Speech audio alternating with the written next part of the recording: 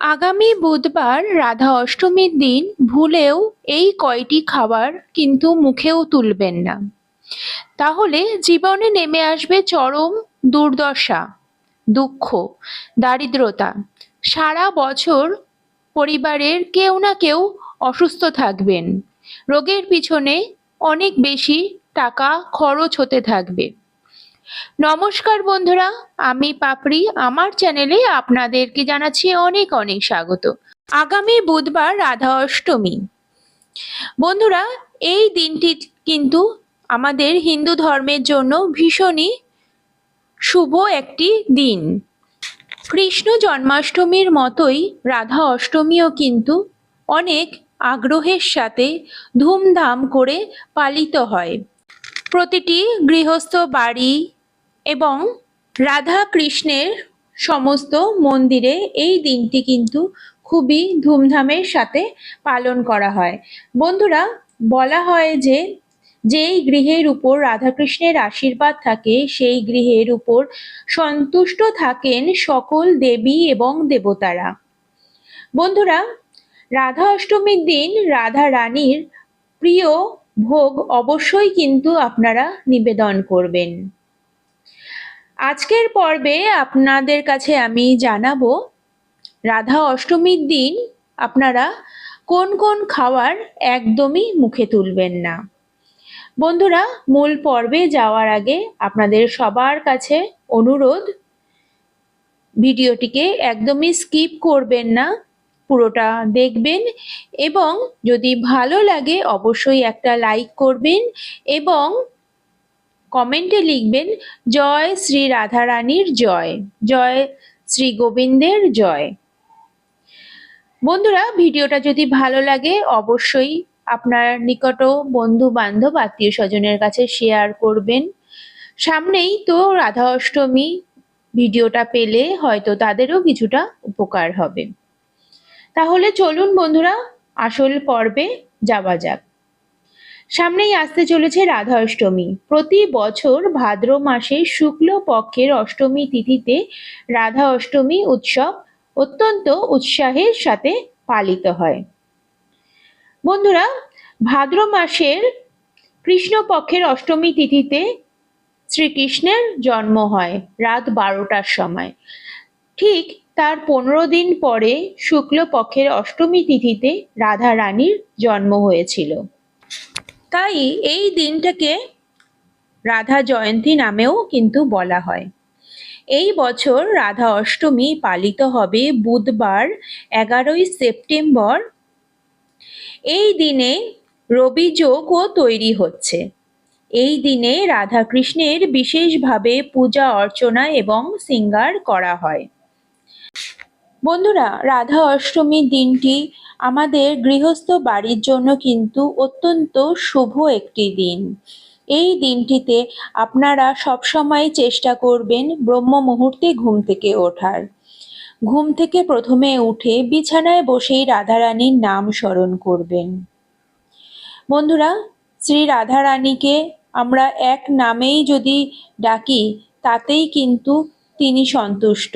সেটা হলো হরে কৃষ্ণ কৃষ্ণ কৃষ্ণ হরে হরে, হরে রাম রাম রাম হরে হরে। এই মহামন্ত্রটি জপ করবেন। জপ করে আপনার দিনটিকে শুরু করবেন। এই দিনটিতে পুরো বাড়ি ঘর খুব ভালো করে পরিষ্কার করবেন। তারপরে গঙ্গার জলের ছিটা দিয়ে নেবেন, তাতে আমাদের বাড়িটা পুরোপুরি কিন্তু শুদ্ধ হয়ে যায়। তারপরে আপনারা ভালো করে স্নান ধুতি করে পরিষ্কার বস্ত্র পরে আপনারা আপনাদের ঠাকুরের ঘরে যাবেন।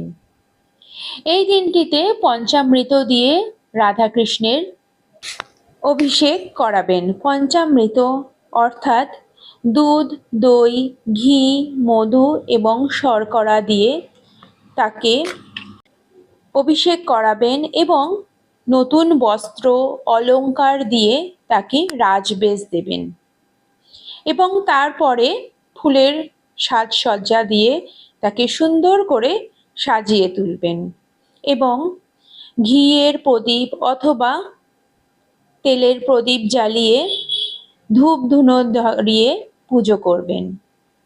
রাধারানীর প্রিয় ভোগ হলো আতা ফল। আপনারা চেষ্টা করবেন আতা ফল অবশ্যই দেওয়ার। যেমন শ্রীকৃষ্ণের জন্মাষ্টমীর দিন তাল ছাড়া যেমন ভোগটা অসম্পূর্ণ থেকে যায়, বন্ধুরা ঠিক তেমনি রাধারানীর সব থেকে প্রিয় ফল হলো আতা। আতা দিয়ে অবশ্যই আপনারা পুজো করবেন।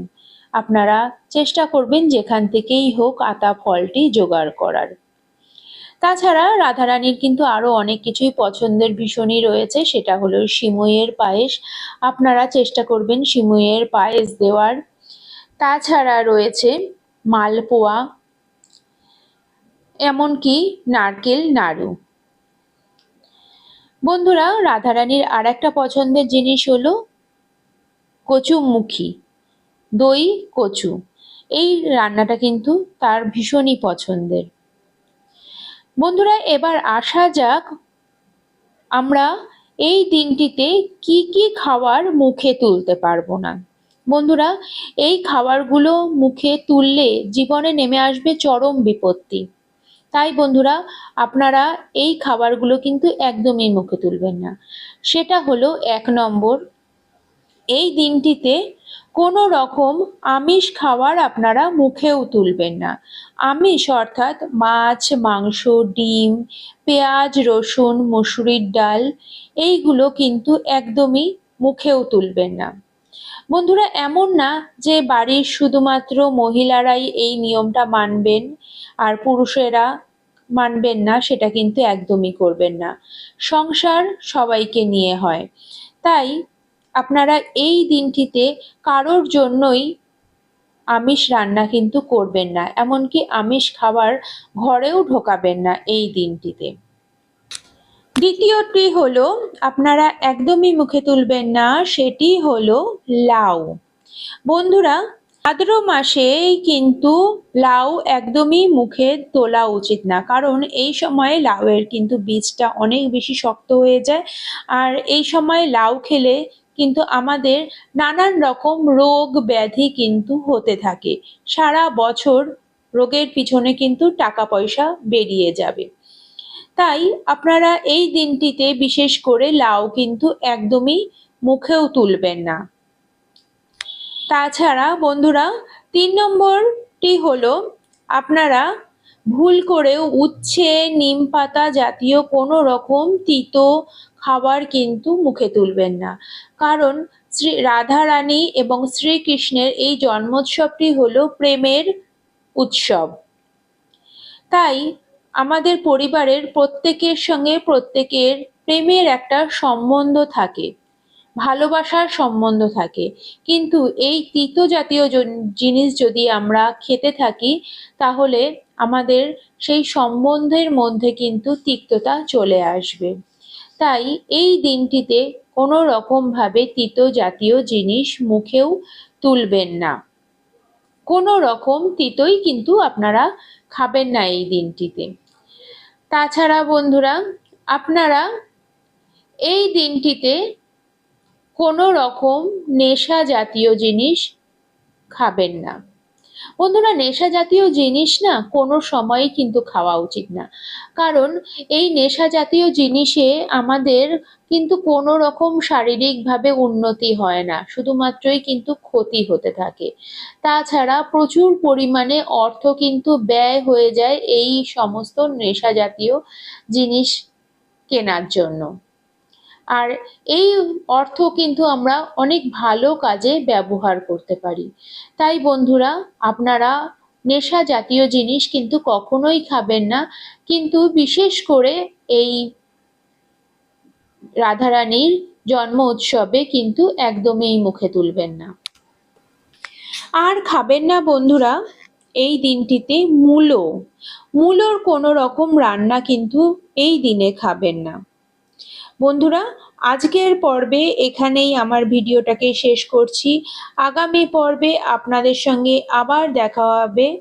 সবাই সুস্থ থাকবেন, ভালো থাকবেন রাধারানীর কৃপাতে।